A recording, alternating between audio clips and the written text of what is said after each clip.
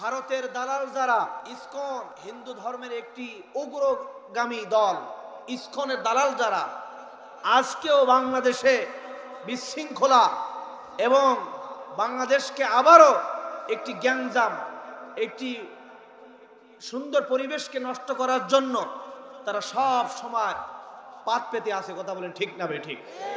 চট্টগ্রামের আদালতে সেখানে আমাদের একজন মুসলিম আইনজীবীকে তারা হত্যা করে ফেলছে এবং অসংখ্য ভাইদেরকে রক্তাক্ত করে ছেড়েছে। ঠিক না বে ঠিক? শুধু তাই নয়, তারা ইসলাম বিদ্বেষী এই দেশের শত্রু যারা, বিশেষ করে জালিম স্বৈরাচার আওয়ামী লীগের দোসর যারা, ঠিক না বে ঠিক, তারা আবারও চক্রান্তে লিপ্ত। কিভাবে এই দেশকে আবারও একটি বিশ্বের দরবারে, কিভাবে এই দেশকে একটি উগ্রবাদ, জঙ্গিবাদ, জঙ্গি গোষ্ঠী হিসাবে একটি ফাসাদ সৃষ্টি কিভাবে করা যায়, দাঙ্গা বাঁধানো যায়, সেই চেষ্টায় তারা লিপ্ত এখনো আছে না নাই? এই জন্য আমাদেরকে সজাগ হতে হবে। এই দেশকে নিয়ে, ইসলামকে নিয়ে, এই মাতৃভূমিকে নিয়ে শহীদদের রক্তের বিনিময়ে, জীবনের বিনিময়ে যে আমরা পরিবেশ পেয়েছি, এই পরিবেশ যেন কোনোভাবে নষ্ট করতে না পারে, এই জন্য আমাদের সজাগ থাকার দরকার আছে না নাই? আল্লাহর নবী, বিশ্ব নবী তিনি দিয়েছেন, আন উমরিহি ফিমা আফনা ও আন শাবাবিহি ফিমা আবলা। কিয়ামতের ময়দানে 5টা প্রশ্নের উত্তর না দেওয়া পর্যন্ত কোন বনি আদম এক কদমও নড়তে পারবে। 1 নাম্বার, বান্দা তোমার জীবনকাল কোন পথে, কোন দলে, কোন ধর্মে, কোন নেতার পিছনে, কোন পথে তুমি কাটিয়েছো, জবাব দাও। ওয়ান শাবাবিহি ফিমা আবলা, তোমার জীবনের মধ্যে একটি সময় ছিল, দামি সময়, যৌবনকাল। এই যৌবনকাল, এই যৌবনকালের শক্তি সামর্থ্য কোন পথে, কোন দলে, কোন মতে ব্যয় করেছো, জবাব দাও। কথা বলেন ঠিক না বে ঠিক? এজন্য আমার যুবক ভাইয়েরা, আপনারা আগামীতে মসজিদগুলোতে কাতারের সামনে কাতারে এসে বসবেন, মাহফিলে আগে আগে বসবেন, তরুণ যুবক বন্ধুদেরকে ডেকে ডেকে নিয়ে আসবেন। রাজি আছেন তো ইনশাআল্লাহ? এখন আমরা তরুণ যুবক, মুরব্বী, বাবাজি, বিবাহিত, অবিবাহিত সবাই মিলেমিশে স্টেজ সহ সবাই মিলে এবার একসাথে তাকবীর দিতে চাই। জোরে বলুন ইনশাআল্লাহ। সবাই প্রস্তুত তো ইনশাআল্লাহ? লিল্লাহে তাকবীর। আল কোরআনের আলো, আল হাদিসের আলো। একটি সংশোধন, ঘরে ঘরে জল, ঘরের সংখ্যা দেখলাম বেশি, সংসদে কেউ বলতে পারলেন না। কোথায় জ্বলবে? 1971 সালে বাংলাদেশ স্বাধীন হয়েছে, এখন 2024, 54 বছর রানিং, ঠিক কিনা? সংবিধানে আমরা স্লোগান দিয়ে যাচ্ছি, আল কোরআনের আলো ঘরে ঘরে।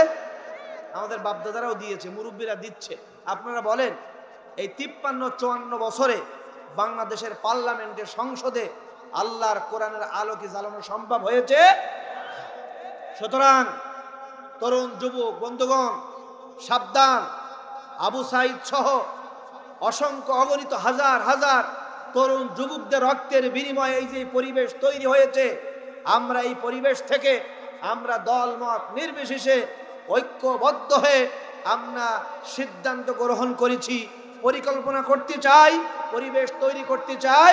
আল কোরআনের আলো শুধু ঘরে ঘরে নয়, একটাবার সবাই মিলেমিশে মুসলমান আমরা যারা, আল কোরআনের আলো বাংলাদেশের সবচাইতে দামি ঘর, বাংলাদেশের পার্লামেন্টে নিয়ে যেতে চাই। কারা কারা দেখতে রাজি? 2 হাত তুলে আল্লাহকে দেখা। এখানে কোনো মুজাহিদ আমি দেখতে পাচ্ছি না, একটা তাকবীরও আপনারা দিলেন না। আমি তো খেলার জমায়ে দিচ্ছি, কিন্তু আপনারা খেলতে পারতেছেন না। 2-3 বার জমায়ে দিছি, কিন্তু একবারও কেউ তাকবীর দিতে পারেন না।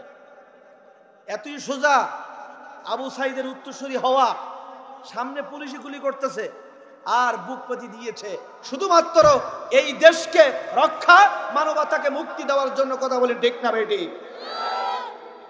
তারা বুঝতে পেরেছিল বৈষম্য ছাত্র আন্দোলনকারী যে আমাদের জীবনের বিনিময় হলেও এই দেশকে, জনগণকে আমরা মুক্ত করে ছাড়বো।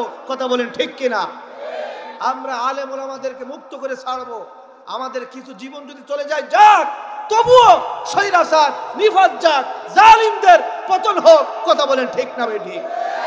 কারা কারা দেখতে চান পার্লামেন্টে কোরআন, আগামীর বাংলাদেশ, কোরআনের বাংলাদেশ? দুই হাত তুলে আল্লাহকে দেখা।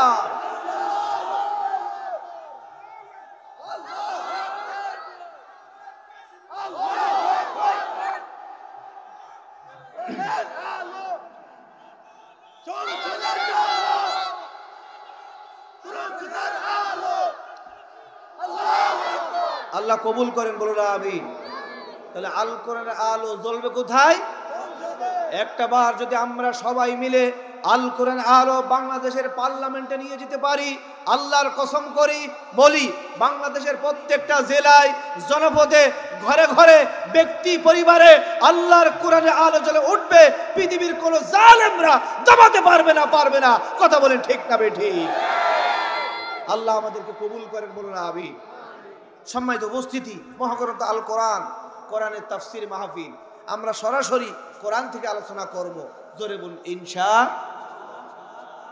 শুরুতে বলতে চাই, আকাশের নিচে জমিনের উপরে এর থেকে দামি অনুষ্ঠান আর একটাও হতে পারে?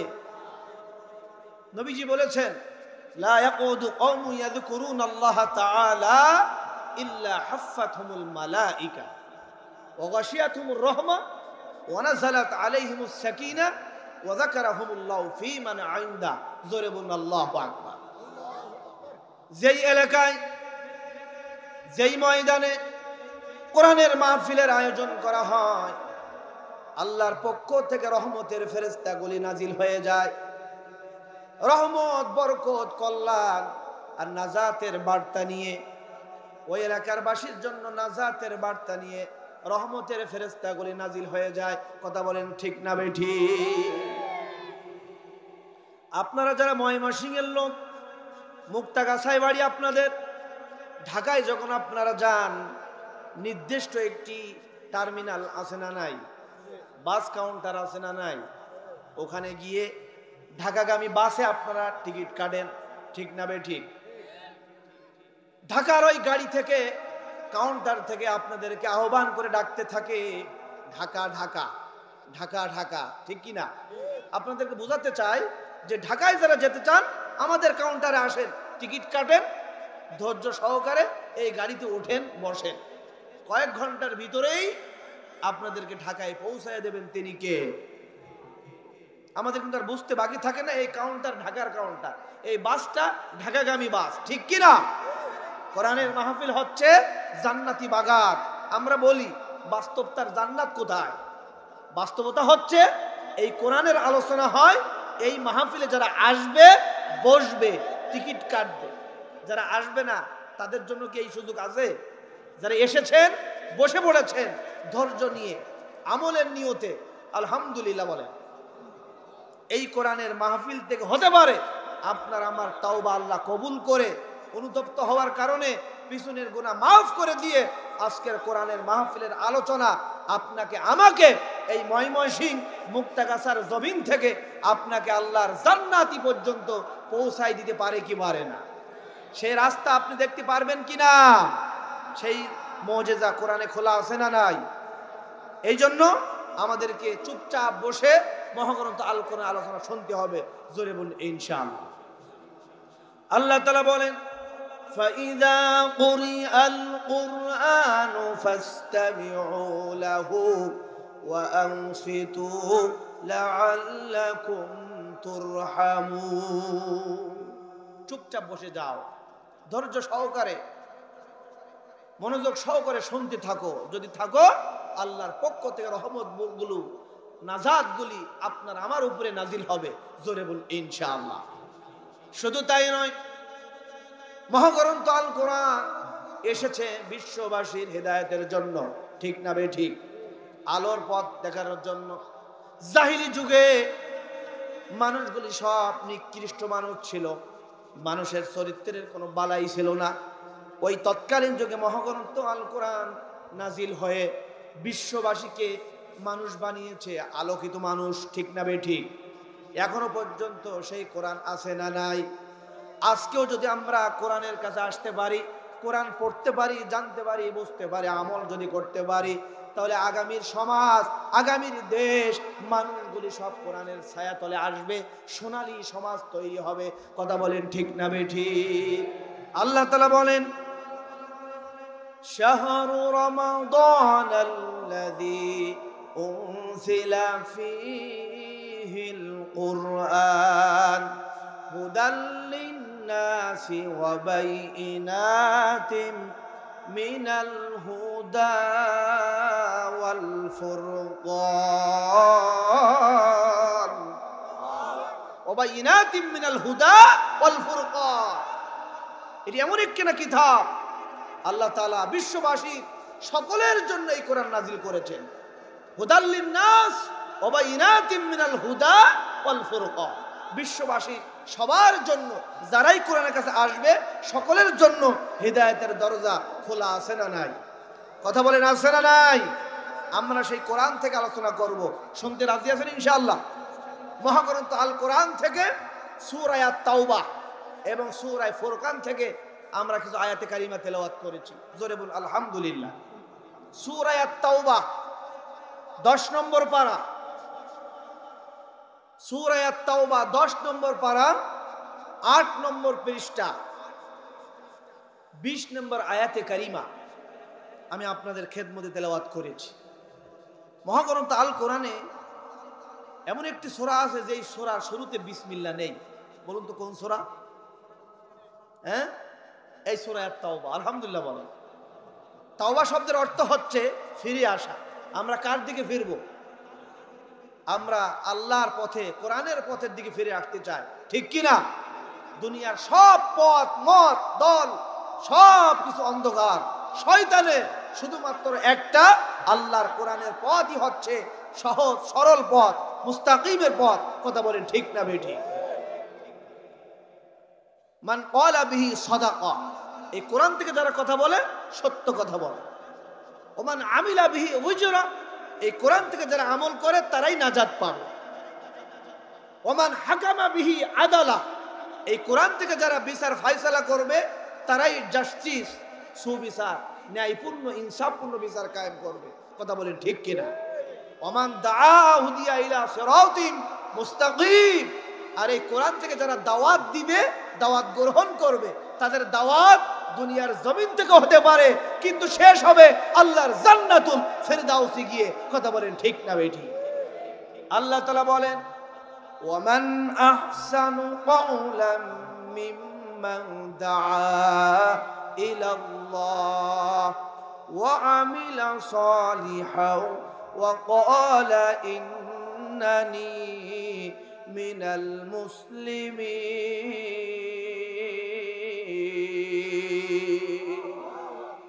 যারা আল্লাহর দিকে ডাকে, তাদের আহ্বান করে, আল্লাহর পথে যারা আহ্বান করে, তাদের কথার চাইতে আর উত্তম কথা আর কার হতে পারে?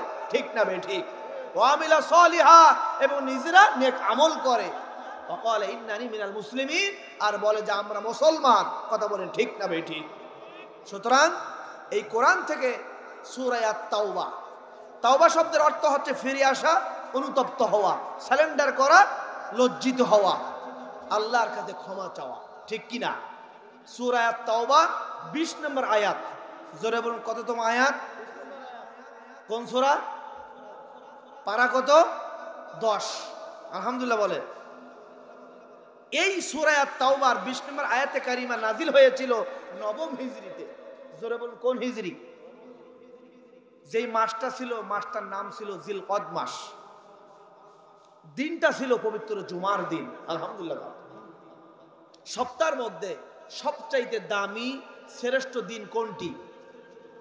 জোরে বলেন।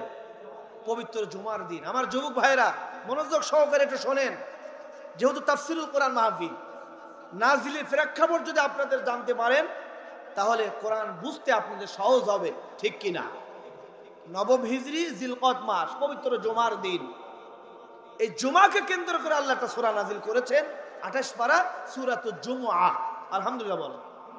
আল্লাহ তাআলা বলেন, ইয়া আইয়ুহাল্লাযীনা আমানু ইযা নুদিয়া লিস-সালাহ মিন ইয়াউমিল জুমআতি ফাসআউ ইলা যিকরিল্লাহ। জোরে বলুন আল্লাহু আকবার। ঈমানদারেরা, জুমার দিন জুমার নামাজের জন্য সমস্ত কাজকর্ম তোমরা ত্যাগ করো, ছেড়ে দাও। আজান হতে দেরি, আল্লাহর ঘরের দিকে আল্লাহর জিকিরের উদ্দেশ্যে দৌড়াতে দেরি করবে না। ঠিক না বেঠি? দেখা যায় জুমার আজান হয়ে যায়, তবুও দোকানপাট মার্কেট খোলা থাকে। ঠিক কি না? 1:30টায় নামাজ, নামাজের কিছুক্ষণ আগে সুশীল সমাজ যারা তারা আসে, এসে বলে হুজুর টাইম হয়ে গেছে, দাঁড়ান না কেন? আছে না নাই? অথচ জুমা হচ্ছে মুসলমানদের সম্মেলনের দিন, ইবাদতের দিন, বরকতের দিন, বন্দিগি ইবাদত বন্দিগির প্রতিযোগিতার দিন। কথা বলেন ঠিক না ভাই? ঠিক। নবম হিজরি জিলকদ মাস, পবিত্র জুমার দিন, এখনো পর্যন্ত মসজিদে নববীতে জুমার আজান হয় নাই। আপনাদের মতন অসংখ্য আল্লাহ রাসূলের সাহাবীরা পবিত্র জুমার সালাত আদায়ের উদ্দেশ্যে মসজিদে নববীতে এসেছে। আলহামদুলিল্লাহ। কর মসজিদে নববী বিশাল নিয়ামত, যেখানে আল্লাহ রসুল ঘুমিয়ে আছেন, রসুলুল্লাহ রওজা। আলহামদুলিল্লাহ। কর মক্কা মদিনায় গিয়েছেন কারা কারা? 2 হাত তুলে একটু আল্লাহকে দেখা। হাত তোলেন, মোটামুটি অনেক হাত। আল্লাহ তুমি কবুল করো, বলো আমিন।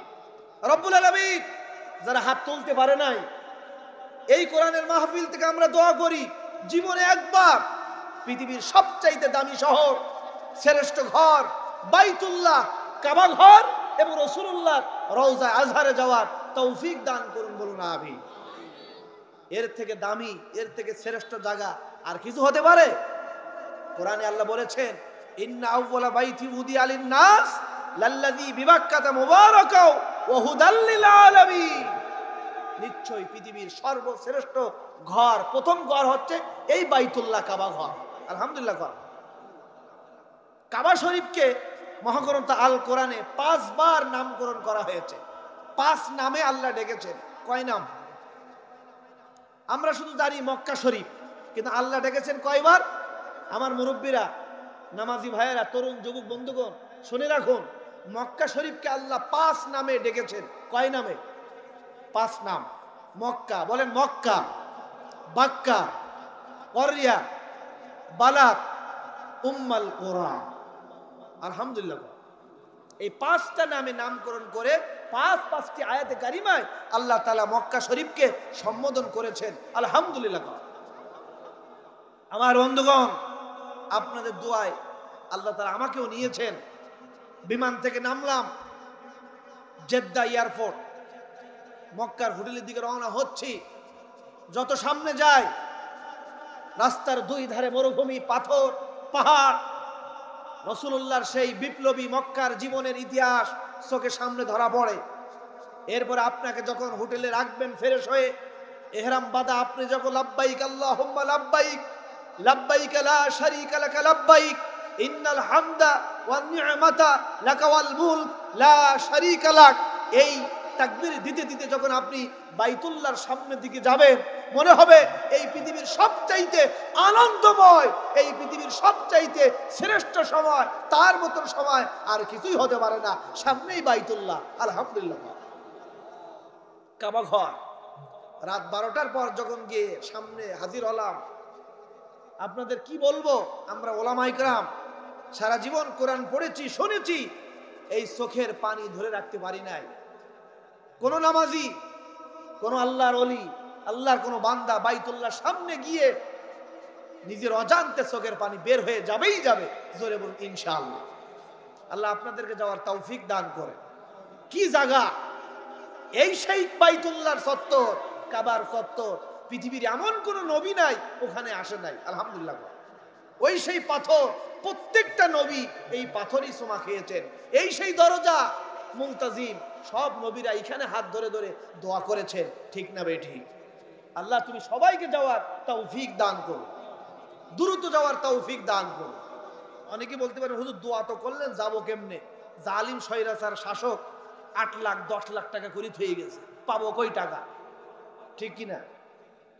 দুর্নীতি করতে করতে একেবারে শেষ করে সারা ওয়ার্ল্ডে, পৃথিবীর মধ্যে বাংলাদেশের হাজী সাহেবদের মতন এত দামি এবং এত টাকা, হাজী সাহেবদের উপরে এত জুলুম পৃথিবীর আর কোনো দেশে নাই। ঠিক না বেটি? ভারত মালায়নদের দেশ, হিন্দুদের দেশ, তবু এত টাকা লাগে। 3 লাখ টাকা হলেই হয়ে যায়। পাকিস্তান, ইন্দোনেশিয়া, মালয়েশিয়া, আর আমাদের দেশে লাগে 7 লাখ টাকা, 8 লাখ টাকা। চিন্তা করা যায়? কি সিন্ডিকেট! আল্লাহ ওই জালিমদের সিন্ডিকেটের হাত থেকে এই দেশ জনগণকে হেফাজত করো। জোরে বলেন আমিন। এরপরে মক্কার নিদর্শন জায়গার কথা এখন বলার সময় নেই। এরপর মক্কা থেকে আপনাকে যখন মদিনায় নিয়ে যাবে, রাসূলুল্লাহ রওজার সামনে গিয়ে যখন আপনি দাঁড়াবেন, সালাম দিবেন, এর থেকে আবেগ অনুভূতি আর কিছুই হতে পারে।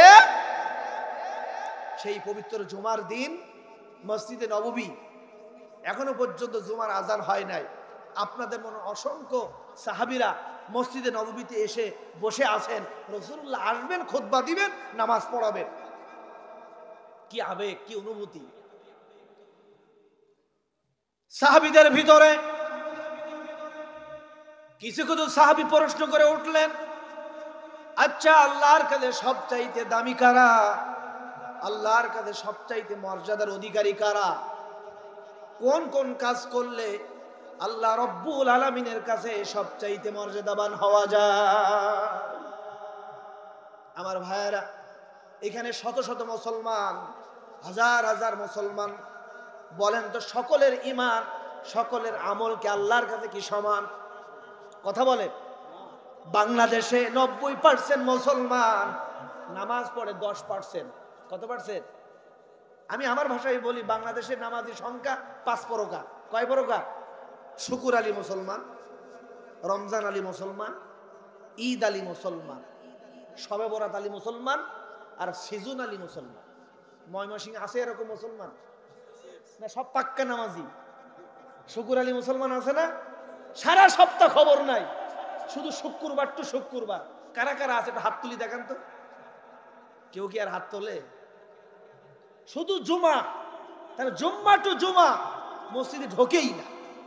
এরা হলো শুকুর আলী মুসলমান। বাংলাদেশে কম না বেশি? আবার দেখবেন রমজান আলী, সারা বছর খবর নাই, রমজানে ঠিকই আছে, আবার রমজান চলে যায়, আবার জাকাত।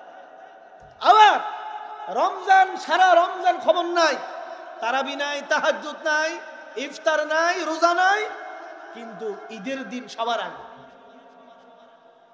কথা বলে। আবার কোনটার খবর নাই।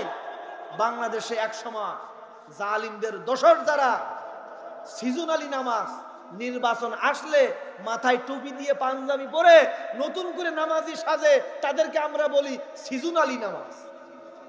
মাঝে মধ্যে আসরের নামাজ একই গ্রামে 3 বার পড়ে। নির্বাচন করা লাগবে, পশ্চিম পাড়ায় একবার, দক্ষিণ পাড়ায় একবার, পূর্ব পাড়ায় আর একবার। যেখানে নামাজ সেখানে দাঁড়িয়ে যায়। ঠিক না বেঠিক? বোঝাতে চায় যে আমিও তো নামাজি, আমিও তো মুসলমান, তোমাদের সাথে মসজিদে এসেছি। মাহফিলে, ময়দানে, মসজিদে এসে খুতবার হুজুরকে বসিয়ে ফাসেকরা দাড়ি নাই, প্যান্ট শার্ট প্যান্ট টাকনুর নিচে ইসলাম বিদ্বেষীরা বক্তব্য দেয়। ভাইরা আমার, মুসলমানেরা, আগামীতে ভোটটা আমাদের দিয়ে, এদের থেকে বড় বাটপার আর কেউ হতে পারে না। ঠিক না বে ঠিক? এরা দুই দিকে থাকতে চায় ভোট নেওয়ার জন্য, মুনাফিক। ঠিক কিনা?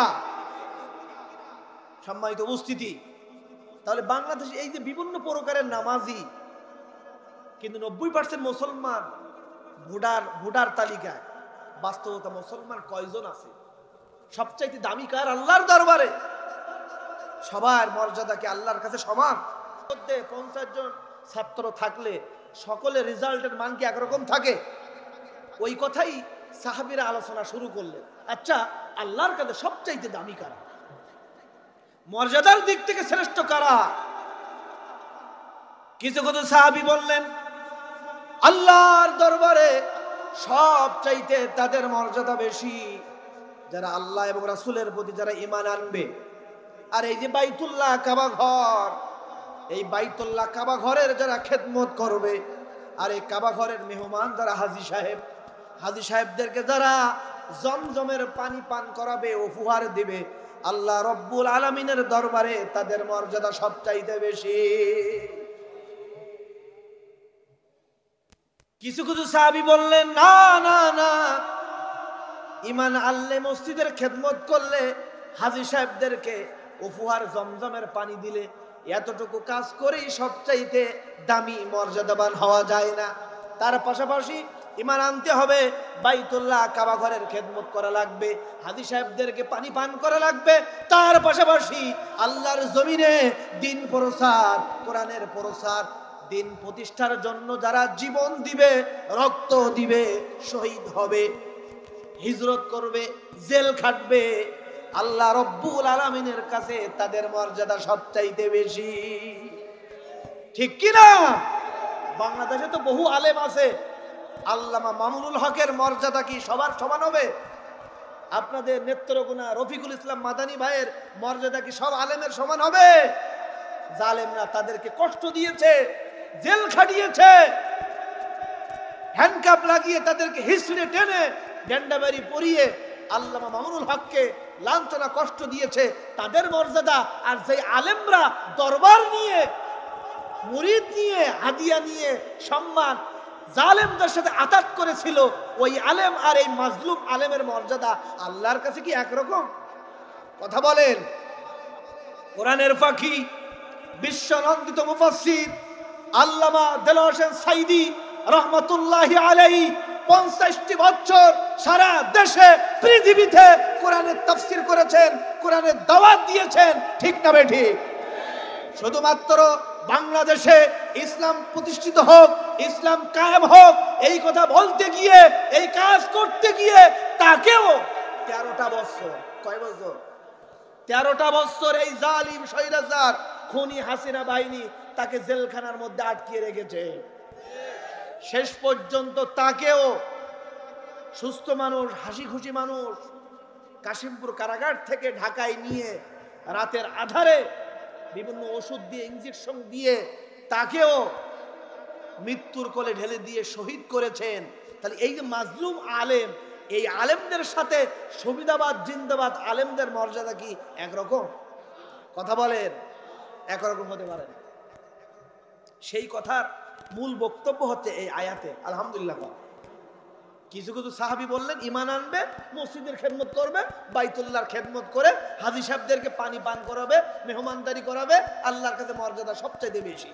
কিছু কিছু সাহাবী বললেন না, এগুলো তো করাই লাগবে, সাথে সাথে আল্লাহর জমিনে সবচাইতে দিন প্রচার, দিন প্রতিষ্ঠার জন্য যাদের অবদান সবচাইতে বেশি, আল্লাহর কাছে তাদের মর্যাদাও বেশি। কিছুক্ষণের মধ্যেই হযরত ওমর মসজিদের মধ্যে প্রবেশ করলেন। আল্লাহ রাসূল সাহাবীদেরকে থামিয়ে দিলেন, ও আল্লাহ রাসূলের সাহাবীরা রে, মত পার্থক্য করার কোনো দরকার নাই, প্রয়োজন নাই, চুপচাপ বসে যান। কিছুক্ষণের মধ্যেই জুমার আজান হবে, আল্লাহর নবী মসজিদে আসবেন, খুতবা দিবেন, নামাজ পড়াবেন। আমরা আল্লাহর নবীর কাছে প্রশ্ন করব, তিনি উত্তর দিয়ে দিবে। কথা বলেন ঠিক না বেঠিক? মসজিদে নববীতে আজান হয়ে গেল। আল্লাহু আকবার, আল্লাহু আকবার। আজান হয়ে যাওয়ার পর বিশ্বনবী মসজিদে আসলেন, খুতবা দিলেন, নামাজ পড়ালেন। সাহাবীদের ভিতর থেকে হযরত ওমর রাদিয়াল্লাহু তাআলা আনহু হাত উঁচু করে বললেন, ইয়া রাসূলুল্লাহ, ইয়া হাবিবাল্লাহ। সাহাবীদের পক্ষ থেকে প্রশ্ন মাত্র একটা, জোরে বলুন কয়টা? আপনি বলে দিন। আপনার সাহাবীদের ভিতরে কিয়ামত পর্যন্ত ময়মনসিংহ মুক্তাগাছায় যত আপনার উম্মতেরা আসবে, শুনবে, কাদের মর্যাদা আল্লাহ রাব্বুল আলামিনের কাছে বেশি, আর কোন কোন কাজ করলে আল্লাহর কাছে সবচাইতে মর্যাদাবান হওয়া যায়। নবীজি সাহাবীর এই প্রশ্ন শুনেই হঠাৎ করে উত্তর দেন নাই। আমাদের দেশের নেতারা মাইক পাইলেই যা ইচ্ছা তাই বলে, ঠিক কি না? আপনার আমার নবী যা ইচ্ছা তাই বলতেন না। ইন হুয়া ইল্লা ওয়াহয়ু ইউহা, যা কিছু বলতেন সবটা কার কথা? আল্লাহর ওহী। ওয়ালাউ তাকাওয়ালা আলাইনা বা'দুল আকাওয়ি। নবীজি মন থেকে, নফস থেকে কথা বলে বলে চালিয়ে দেন না। কিছুক্ষণের মধ্যেই নবীজি অপেক্ষায় আছেন দেখি আল্লাহর পক্ষ থেকে কোনো ওহী মেসেজ আসে কিনা। আলহামদুলিল্লাহ, কিছুক্ষণের মধ্যেই হযরত জিবরাইল আলাইহিস সালাতু সালাম তিনি হাজির হয়ে গেলেন। এসে বলছি, ইয়া রাসূলুল্লাহ, ইয়া হাবিবাল্লাহ, আপনি আপনার সাহাবীদেরকে জানিয়ে দিন কিয়ামত পর্যন্ত আপনার যত বাংলাদেশে উম্মত থাকবে তাদেরকেও আপনি জানিয়ে দিন। এই নেন সূরা আত-তাওবা 20 নম্বর আয়াতে কারিমা নাজিল হয়ে গেল। আলহামদুলিল্লাহ, নবম হিজরি জিলকদ মাস, পবিত্র জুমার দিন। আলহামদুলিল্লাহ বলেন, আপনি জানিয়ে দিন আল্লাযীনা আমানু ওয়া হাজারু ওয়া জাহাদু ফি সাবিলিল্লাহি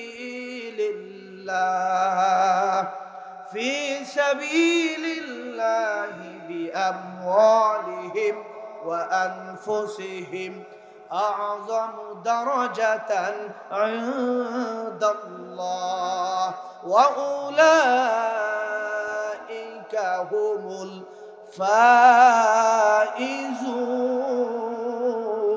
ফাইজুন। নাজিল হয়ে গেল। আলহামদুলিল্লাহ বলেন, নবী আপনি জানিয়ে দিন আল্লাযিনা আমানু, যে বা যারা ঈমান আনবে, ঈমান আনার পর ওয়াহাজারু, যারা হিজরত করবে, ঈমান আনার পর ঈমানের পথে অটল অবিচল থাকতে গিয়ে মাঝে মধ্যে দেশে থাকতে দেবে না, মাঝে মধ্যে চাকরি বাকরি কেড়ে নেবে, মাঝে মধ্যে জেলখানার মধ্যে ঢোকাবে। কথা বলেন ঠিক না বেঠিক? ঈমান আনবে, হিজরত করবে। বাংলাদেশের মুসলমানদের সবার ঈমান আছে না নাই? মোটামুটি সবার হিজরত করা শেষ। জেল খেটেছে, বাড়িতে থাকতে পারে নাই, মামলা খেয়েছে, ঠিক কিনা? ঈমান শেষ, ঈমান আনা শেষ, হিজরত শেষ। এখন আমাদের 3 নম্বর কাজ হচ্ছে ওয়াজাহাদু ফি সাবিলিল্লাহ, আল্লাহর জমিনে দ্বীন প্রতিষ্ঠার জন্য জিহাদ ফি সাবিলিল্লাহ, প্রচেষ্টা, সংগ্রাম, মেহনত করতে হবে। কথা বলেন ঠিক না বেঠিক? ঈমান আনতে হবে, হিজরত করা লাগবে। হিজরত মোটামুটি বাংলাদেশের সবার শেষ। 5 তারিখের আগ পর্যন্ত এমন কোন ঘরানার আলেম নাই যে আলেমদেরকে এই জালিম স্বৈরাচার খুনি হাসিনা তারা নির্যাতন চালায় না, ঠিক কিনা? সরমনার পীর সাহেব হুজুর, তাকেও তারা রক্তাক্ত করে ছেড়েছে, মনে নেই আপনাদের? ছোট্ট মানুষ মাওলানা রফিকুল ইসলাম মাদানী ভাই, তাকে নিয়ে কত ভয়, ঠিক কিনা? আমাদের মুফতি আমির হামজা ভাই, তাকেও জেল খাটিয়েছে।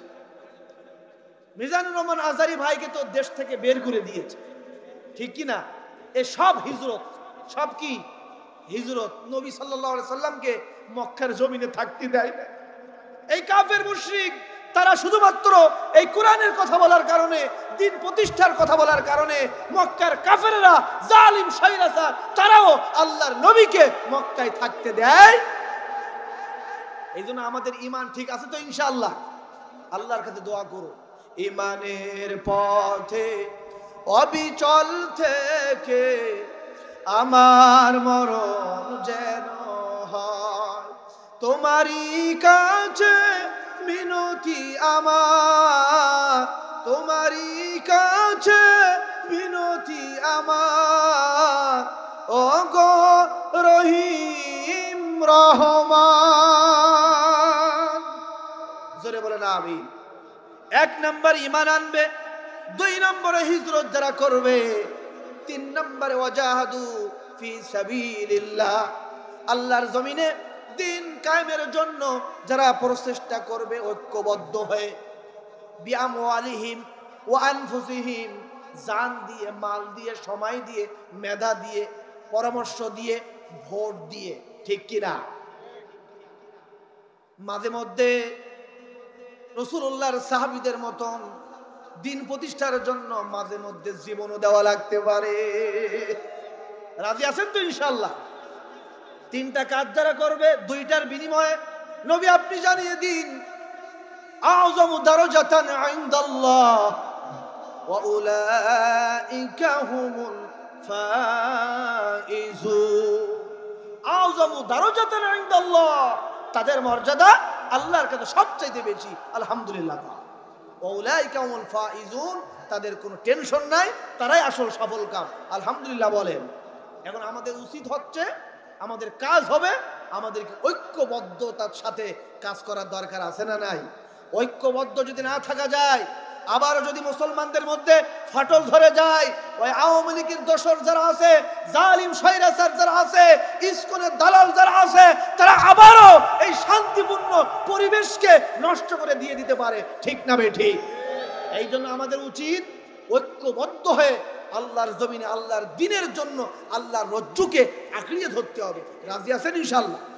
আর এই ব্যাপারে আল্লাহও বলেছেন সূরা ইমরানে 4 নম্বর পারার 2 নম্বর পৃষ্ঠা আল্লাহ বলেছেন, ওয়াতাসিমু বিহাবলিল্লাহি জামিআন ওয়ালা তাফাররাকু। আল্লাহর রজ্জুকে আঁকড়িয়ে ধরো, ঐক্যবদ্ধ হয়ে, মতপার্থক্য করো না, বিচ্ছিন্ন হয়েও না। কথাটা কার? আর যারা আওয়াজ করে বলুন কথাটা কার? বৈষম্য ছাত্র আন্দোলন যখন শুরু হয়ে গেল,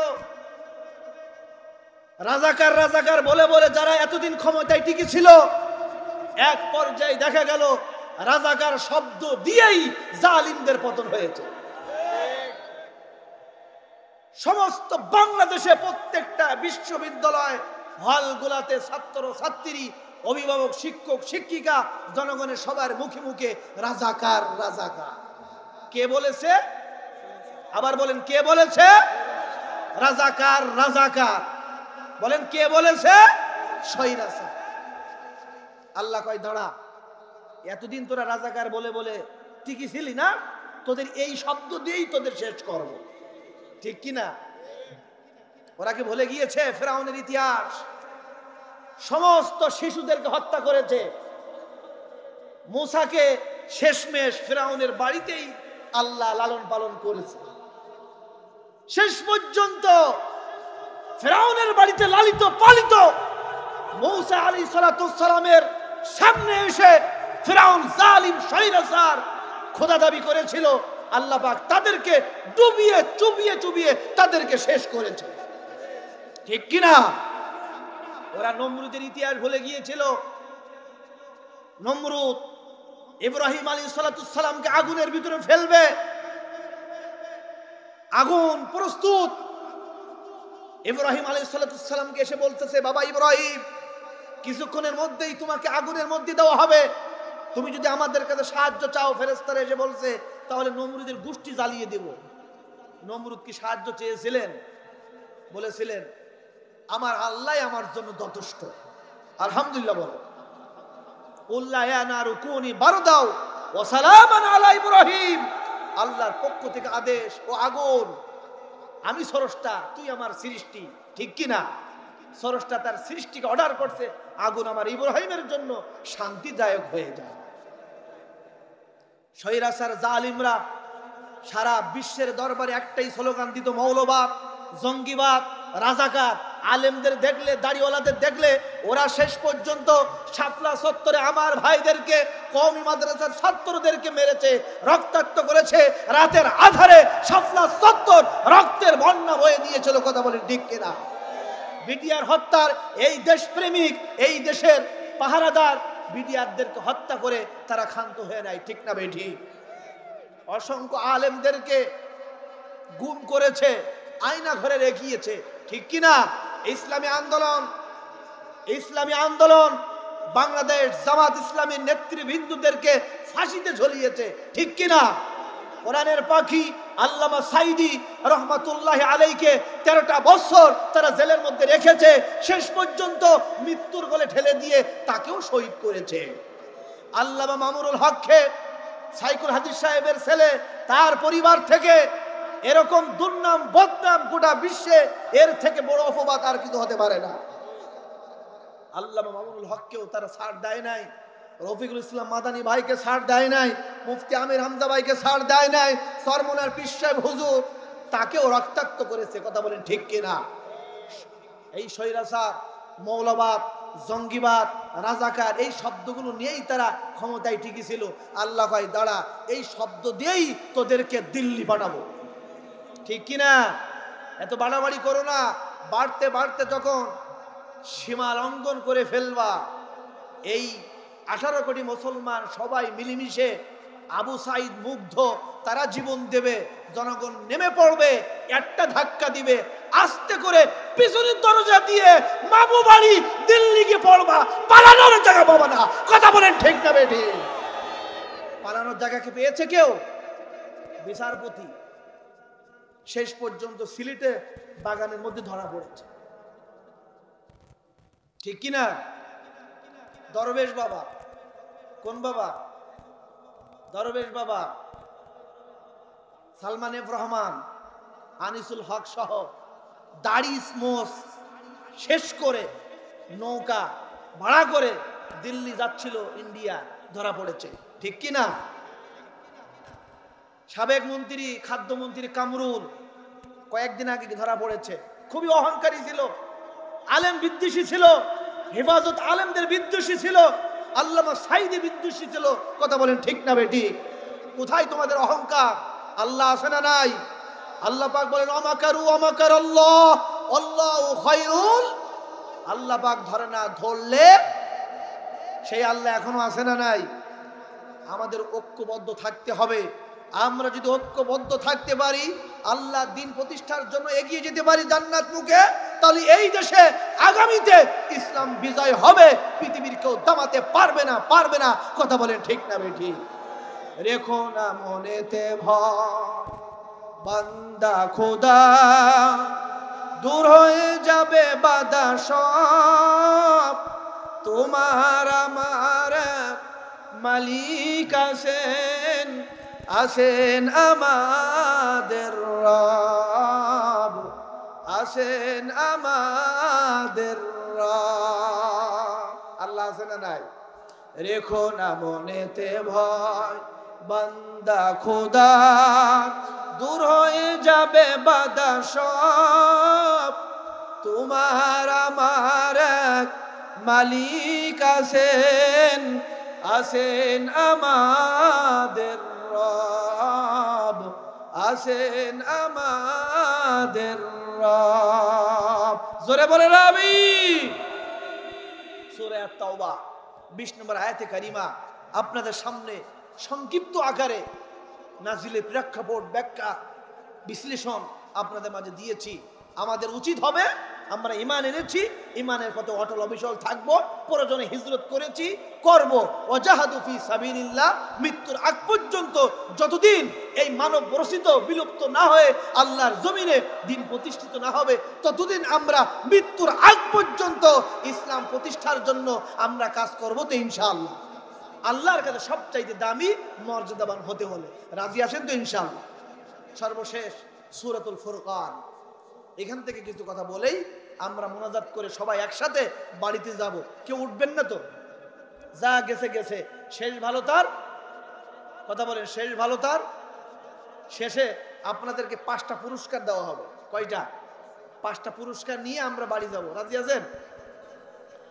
সূরাতুল ফুরকান আল্লাহ তাআলা বলেন ওয়া ইবাদুর রাহমানিল্লাযীনা ইয়ামশুনা আলাল আরদি হাওনা, ইয়ামশুনা আলাল আরদি হাওনা ওয়া ইযা খাতাবাহুমুল জাহিলুনা ক্বালু সালামা। ওয়া ইবাদুর রহমান, রহমানের বান্দা তারা। রহমানের বান্দা কারা? এখান থেকে শুনুন। ওয়া ইবাদুর রহমান আল্লাযীনা ইয়ামশুনা আলাল আরদি হাওনা ওয়া ইযা খাতাবাহুমুল জাহিলুনা ক্বালু সালামা। তারা পৃথিবীতে যখন চলাফেরা করবে মাথা নত করে, নরমভাবে, ভদ্রতার সাথে চলাফেরা করবে, অহংকারী নিয়ে চলাফেরা করবে। জাহিলুনা ক্বালু সালামা, জাহেল যারা, মূর্খ যারা, বোঝে না, আপনার সাথে যদি এসে ইসলাম নিয়ে, দিন নিয়ে তর্ক করে, ঝগড়া করতে আসে, তাদের সাথে ঝগড়া করা যাবে না, তর্কে যাওয়া যাবে না। জাহিলুনা ক্বালু সালামা, তাদেরকে বলে দিতে হবে সালাম, হিকমতের সাথে। রাজি আছেন ইনশাআল্লাহ? রহমানের বান্দাদের 3 নম্বর গুনাহগুণ, ওয়াল্লাযীনা ইয়াবিতুনা লিরাব্বিহিম সুজদান ওয়া কিয়ামা। রাতের কিছু অংশ শেষ ভাগে তারা দাঁড়িয়ে যাবে কার সন্তুষ্টির জন্য? আল্লাহর জন্য দাঁড়িয়ে যাবে, সারা রাত ঘুমাবে না। সব নবীদের সুন্নাহ। রাতের কিছু অংশ দাঁড়িয়ে যাবে। এই যে শীতের রাত, শীতকালকে বলা হয় মুমিনদের জন্য ইবাদতের বসন্তকাল, ঠিক কিনা? দিন ছোট, রাত বিশাল। রাত ইচ্ছা করলে আপনি কোরআন পড়তে পারেন, নফল ইবাদত করতে পারেন, তাহাজ্জুদ পড়তে পারেন। রহমানের বান্দা তো তারা ওয়াল্লাযীনা ইয়াবিতুনা লিরাব্বিহিম সুজদান ওয়া কিয়ামা। রাতের কিছু অংশ তারা দাঁড়িয়ে যাবে নামাজে এবং সিজদায় লুটি পড়বে, আল্লাহর কাছে দোয়া করবে। ওয়াল্লাযীনা ইয়াকুলুনা রাব্বানা ইসরিফ আন্না আযাব জাহান্নাম ইন্না আযাবাহা কানা গরামা। রব্বুল আলামিন, আপনি ক্ষমাশীল, আপনি ক্ষমা করতে ভালোবাসেন। আমরা আমাদের নফসের উপরে গুনাহ করে ফেলেছি, ভুল করে ফেলেছি। ওয়াল্লাযীনা ইয়াকুলুনা ওয়াল্লাযীনা ইয়াবিতুনা লিরাব্বিহিম সুজদান ওয়া কিয়ামা ওয়াল্লাযীনা ইয়াকুলুনা রাব্বানা ইসরিফ আন্না আযাব জাহান্নাম। জাহান্নামের আগুন, জাহান্নামের আযাব বড়ই কঠিন। জাহান্নামের আগুন থেকে তুমি আমাদেরকে বাঁচাও। জোরে বলেন আমিন। আর এই দোয়া সব নবীদের ছিল, আদম নবীরও ছিল, বিশ্ব নবীরও ছিল। আলহামদুলিল্লাহ, আদম নবী তিনিও দোয়া করেছিলেন। সবাই বলুন, রব্বানা যালামনা আনফুসানা ওয়া ইল্লাম তাগফির লানা ওয়া তারহামনা লানাকুনান্না মিনাল খাসিরিন। রব্বুল আলামিন, আমরা আমাদের নফসের উপরে জুলুম করে ফেলেছি, আপনি রহম করেন, ক্ষমা করেন। আপনি যদি ক্ষমা না করেন আমরা তো ক্ষতিগ্রস্ত হয়ে যাব, ঠিক কি না? আদম নবীকে আল্লাহ ক্ষমা করেছিলেন। আমাদের পিতা আদম, সে যদি ভুল করতে পারে, আমরা কি ভুল করতে পারি না? শুধু তাই নয়, আল্লাহর নবী, বিশ্ব নবী দৈনন্দিন জীবনে এই দোয়াটা বারবার পড়তেন। বিশ্ব নবী, নবী মুহাম্মদুর রাসূলুল্লাহ সবচাইতে এই দোয়াটা বেশি পড়তেন। সবাই বলুন, রব্বানা আতিনা ফিদ দুনিয়া হাসানা ওয়া ফিল আখিরাতি হাসানা ওয়া কিনা আযাবান নার। রব্বুল আলামিন, আপনি আমাদের দুনিয়ার সুখ শান্তি সমৃদ্ধি দান করুন, দুনিয়ার হাসানা দান করুন। ওয়া ফিল আখিরাতি হাসানা, আখিরাতের সুখ শান্তি মুক্তি নাজাত দান করুন। ওয়া কিনা আযাবান নার, জাহান্নামের আগুন থেকে, আযাব থেকে আপনি আমাদেরকে রক্ষা করুন, বাঁচিয়ে দিন। জোরে বলুন আমিন। ওই জাহান্নাম থেকে বাঁচার দরকার আছে না নাই? আল্লাহর জান্নাতে ঢোকার দরকার আছে না নাই?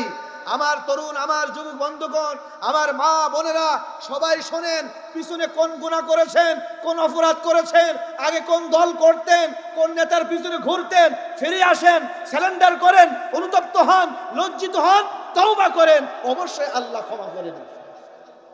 লা তাকনাতু মির রাহমাতিল্লাহ, আল্লাহ রহমত থেকে কেউ নিরাশ হয় না। আল্লাহ তাআলা বলেন, কুল ইয়া ইবাদিয়াল্লাযীনা আসরাফু আলা আনফুসিহিম লা তাকনাতু মির রাহমাতিল্লাহ ইন্নাল্লাহা ইয়াগফিরুয যুনুবা জামিআ ইন্নাহু হুয়াল গফুরুর রহিম। লা তাকনাতু মির রাহমাতিল্লাহ, কুল ইয়া ইবাদিয়াল্লাযীনা আসরাফু আলা আনফুসিহিম লা তাকনাতু মির রাহমাতিল্লাহ। পৃথিবীর বান্দারা নিজের নফসের উপরে যতই জুলুম করো, গুনাহ করো না কেন, লা তাকনাতু মির রাহমাতিল্লাহ, আল্লাহর ক্ষমা থেকে, আল্লাহর রহমত থেকে নিরাশ হয়ো না, পিছিয়ে যেও না, ফিরে আসো, সারেন্ডার করো, অনুতপ্ত হও, তওবা করো। আল্লাহর ক্ষমা, আল্লাহর দয়া বিশাল, ঠিক না বেঠি? বান্দার গুনাহ যদি হয় পাহাড় সম পরিমাণ, আল্লাহ রব্বুল আলামিনের দয়া, ক্ষমা, মায়া আকাশ পরিমাণ, ঠিক কিনা? বান্দার গুনাহের পরিমাণ যদি হয় পুকুরের পানি পরিমাণ, পুষ্কুনি, আল্লাহ রব্বুল আলামিনের রহমতের ভান্ডারের পানি হবে মহাসাগর, তার চেয়েতে বেশি। সত্য একটা, খাঁটি তওবা করতে হবে। কি করতে হবে? মসজিদে এসে তওবা করলাম, মসজিদ থেকে বের হয়ে সুদ খাইলাম হবে? মিথ্যা বললাম হবে? খাঁটি তওবা করতে হবে। কি সেই তওবা? সেটাও আল্লাহ পাক মহাগ্রন্থ আল কোরআনে বলেছেন। আলহামদুলিল্লাহ। আল্লাহ তাআলা বলেন, ইয়া আইয়ুহাল্লাযীনা আমানু তুবু ইলাল্লাহি তাওবাতান নাসুহা। ঈমানদারেরা তওবা করবা, খাঁটি তওবা, খাঁটি তওবা, তাওবায়ে নাসুহা। জীবনেও আর কোনদিন ওই দলে, ওই মতে, ওই পথে, ওই গুনাহের ধারে কাছে যাওয়া যাবে। আজ থেকে কোরআনের বিধিবিধানের প্রতি অটল অবিচল, আল্লাহর হুকুমগুলি মানব, নিষিদ্ধগুলি ছাড়ব, কোরআন প্রতিষ্ঠার আন্দোলনে শামিল হব। ঠিক না বে ঠিক? উদখুলু ফিস সিলমি কাফা ওয়ালা তাত্তাবিউ খুতুওয়াতিশ শাইতান। সূরা বাকারা 2 নম্বর পারা 11 পৃষ্ঠা আল্লাহ বলেছেন, ইয়া আইয়ুহাল্লাযীনা আমানু, হে পৃথিবীর ঈমানদারেরা, উদখুলু, প্রবেশ করো, ঢোকো, দৌড়াও, ফিস সিলমি কাফা ওয়ালা তাত্তাবিউ খুতুওয়াতিশ শাইতান, ইসলামের মধ্যে দাখিল হয়ে যাও পরিপূর্ণভাবে, পূর্ণাঙ্গভাবে। ওয়ালা তাত্তাবিউ খুতুওয়াতিশ শাইতান, শয়তানের অনুসরণ করা যাবে না। ঠিক না বে ঠিক? এবার আপনারা বলেন, এখানে যারা আমরা আছি, পিছনে কম বেশি গুনাহ আছে না নাই? এই জালিমদের আমলে আপনি ইচ্ছা করলেও ধর্মীয় বিভিন্ন বিষয় আপনি মানতে পারেন নাই। জালিমদের সাথে আপনাকে বাধ্য হয়ে আতাত করেছেন, মুনাফিকি করেছেন, জালিমদের দোসরদের সাথে উঠা বসা করেছেন, দেশের বিরুদ্ধে, জনগণের বিরুদ্ধে, আলেমদের বিরুদ্ধে আপনি কাজ করেছেন। কি আপনি করবেন? ফিরে আসেন। কোন দলে, কোন রাস্তায়, কোন বাসা বাড়িতে, কোন সাত দেয়ালে, অন্ধকারে কোথায় কি করেছেন পৃথিবীর কেউ জানে না, কেউ দেখে নাই। একজন জানেন, একজন দেখেন, তিনি কে? পৃথিবী না জানো, আমি তো জানি, আমি কি পাপ করেছি। ঠিক কিনা সবাই? পৃথিবী না জানো, আমি তো জানি, আমি কি পাপ করেছি। আমার পাপের করলে বিচার, আমার পাপের করলে বিচার, বাঁচার আমার নাই উপায়। দয়াময় তুমি মাফ করো আমায়, মাফ করো আমায়। জোরে বলেন আমিন। সময় তো উপস্থিতি, আমরা আলোচনা আর লম্বা করতে চাই না, আমরা এখানে শেষ করতে চাই। সময় তো উপস্থিতি, এই যে তওবাটা আপনারা করবেন, সর্বশেষ বলেছিলাম 5টা পুরস্কার, মনে আছে আপনাদের? এই যে তওবাটা করবেন, এই তওবার কিছু ওসিলা নিয়ে আল্লাহর কাছে দোয়া করবেন। ওসিলা, ওসিলা খুঁজে খুঁজে যদি আল্লাহর কাছে দোয়া করতে পারেন, কবুল করবেন। তিনি কে? 5 মিনিট। জি, ওসিলা খুঁজে খুঁজে আল্লাহর কাছে দোয়া করলে দোয়া কবুল করেন। তিনি কে? বনী ইসরাইলের জমানায় 3 জন যুবক রওনা হয়েছিল ব্যবসায়ী কাজে। বুখারীর বর্ণনায় বিশ্বনবী সাহাবীদেরকে বললেন, 3 জন যুবক রওনা হয়েছিলেন মরুভূমির প্রান্ত দিয়ে। হঠাৎ করে ঝড়, বৃষ্টি, তুফান। 3 জন যুবক আশ্রয় নেওয়ার জন্য বিশাল পাহাড়ের মধ্যে, গুহার মধ্যে তারা আশ্রয় নিয়েছিলেন। কিন্তু দেখা গেল এত ঝড়, এত বৃষ্টি, এত তুফান হয়েছে, বিশাল বড় একটি পাথর গড়াতে গড়াতে এসে গুহার মুখে এসে আটকিয়ে পড়েছে। বিশাল বিপদ। তৎকালীন যুগে কি মোবাইল ছিল যে মোবাইল করলাম ফায়ার সার্ভিস চলে আসলো? মোবাইল নাই, লোকজন নাই, বাড়ি ঘর নাই। 3 জন যুবক আপনাদের মতন, আমার যুবক ভাইয়েরা, তারা নিশ্চিতভাবে সিদ্ধান্ত নিয়েছে যে এখান থেকে আমাদের বাঁচার কোনো উপায় নেই, জীবন শেষ, এটাই 100%। 3 জন যুবক সিজদায় লুটি পড়লেন, চোখের পানি ছেড়ে দিলেন, আল্লাহর কাছে দোয়া করলেন। প্রথম নম্বর যুবক ওসিলা খুঁজি খুঁজে আল্লাহকে ডাকলেন, একটা ওসিলা বলেই শেষ কর। প্রথম নম্বর যুবক সিজদায় লুটি পড়লেন, চোখের পানি ছেড়ে দিলেন, আল্লাহর কাছে দোয়া করলেন, রব্বুল আলামিন এই বিশাল পাহাড়ের ভিতরে গুহার মধ্যে আমরা আটকিয়ে পড়েছি, পৃথিবীর এমন কোন শক্তি না এখান থেকে আমাদেরকে উদ্ধার করবে, তুমি ছাড়া এখান থেকে আমাদের বাঁচার কোনো উপায় নাই। রব্বুল আলামিন জীবনে তেমন কোন ইবাদত বন্দেগী করতে পারি নাই, বহু গুনাহ করেছি, ইবাদত বন্দেগী তেমন যদি না করতে পারি, আমি আমার পিতামাতার খেদমত আমি করেছি, আমার বাড়িতে বৃদ্ধ মা বাড়িতে আছে, তুমি তো সাক্ষী, আমি প্রতিদিন আমার মায়ের খেদমত করে করে আমি তারপরে ঘুমিয়েছি। বাজারে ব্যবসা বাণিজ্য করি, বাজার থেকে যখন আমি বাসায় বাড়িতে আসি, দৈনন্দিন জীবনে বাজার থেকে খাবার ফল ফ্রুট আমি যা কিছু নিয়ে আসি, সর্বপ্রথম আমার মায়ের হাতে মায়ের মুখে না দিয়ে কোনোদিন আমার স্ত্রী সন্তানদেরকে আমি খেতে দেই নাই। আজকের সমাজের লোকেরা মা কত কিছু বারবার আবেদন করে সন্তানকে, সন্তান বাজার থেকে আসার সময় ভুলে যায়, আর স্ত্রীকে বলতে দেরি, স্ত্রী সন্তানের জন্য বলতে দেরি, বাজার থেকে আসতে দেরি হয়? দেরি হয় না।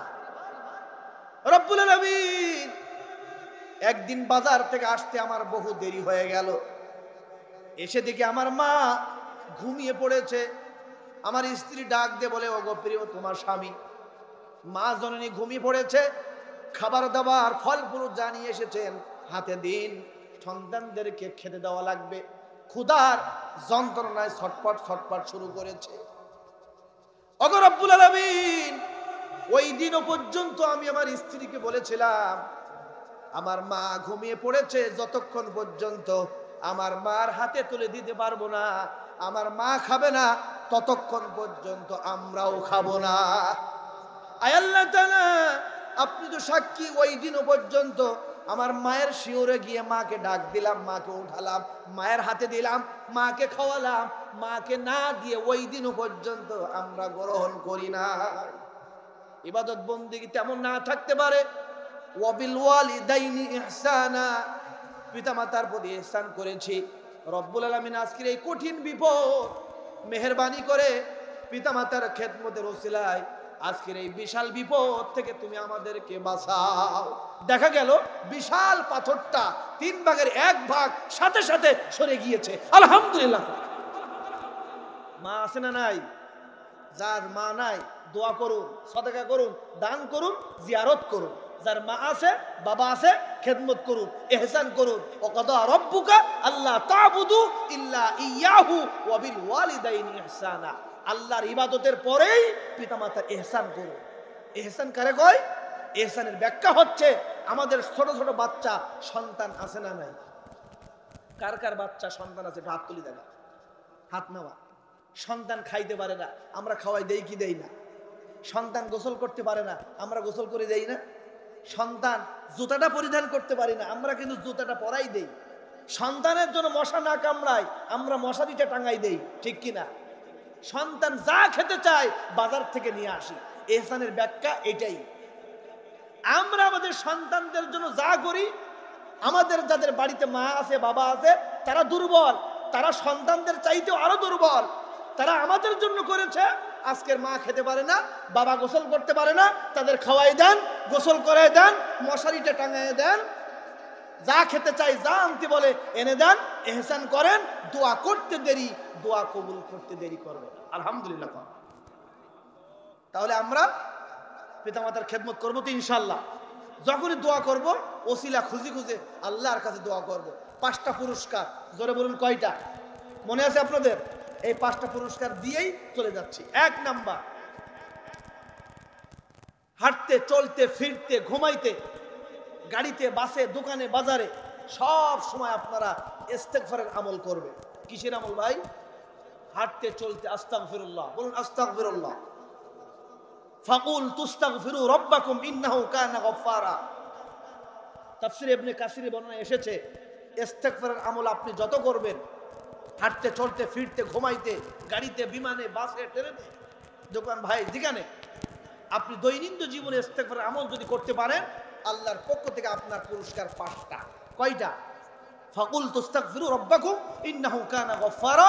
এই আয়াতের তাফসীরে এসেছে, মুফাসসিররা বলেছেন 1 নাম্বার ইস্তেগফারের আমল করার কারণে আল্লাহ তাআলা আপনাকে গুনাহমুক্ত একটা জীবন দান করে। গুনাহমুক্ত জীবন দরকার আছে না নাই?